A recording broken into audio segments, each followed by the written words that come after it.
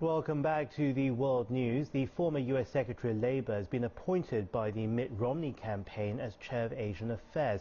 Elaine Chao has spoken out on the first presidential debate between Romney and President Obama, also where the election is going and why China bashing is so popular in this particular election. She speaks now to my colleague Wang Guan over in Washington. Elaine Chao was the first Chinese American to be appointed to a president's cabinet in U.S. history. From an 8-year-old immigrant from Taiwan who doesn't speak English to a Harvard graduate working as a White House intern for President Reagan. From serving as Deputy Secretary of Transportation under President George Bush Sr. to later becoming Secretary of Labor. Now as Romney campaign's Asian Affairs chief, Chao downplayed the significance of the first presidential debate, where most analysts and viewers believe Governor Romney has won. We're in recession. You shouldn't raise taxes on anyone. Overall, I think the debates will be somewhat important. Obviously, it's going to mean a lot to Governor Romney to do well because he's behind in the polls. But as to whether the debates actually change results, we're going to have to see. There are still about 5 weeks left to this election.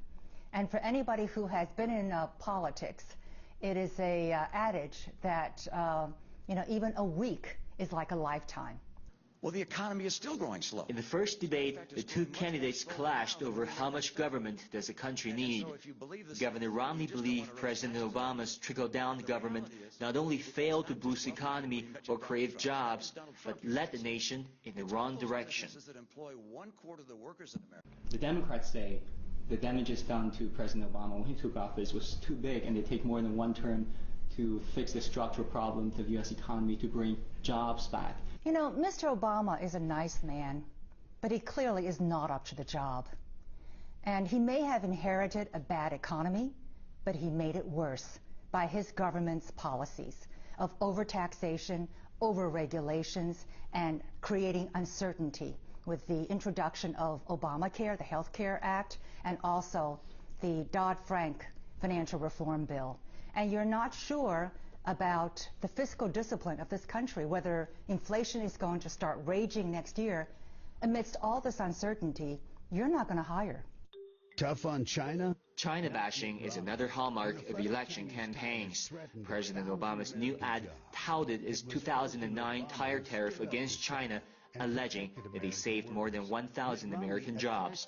We've lost over 500,000 manufacturers. Governor Romney was a bit more blunt, calling Chinese manufacturers cheaters. It's time to stand up to the cheaters. Do you agree that those Chinese manufacturers are cheaters? Bashing a Far Eastern country is very popular during election time.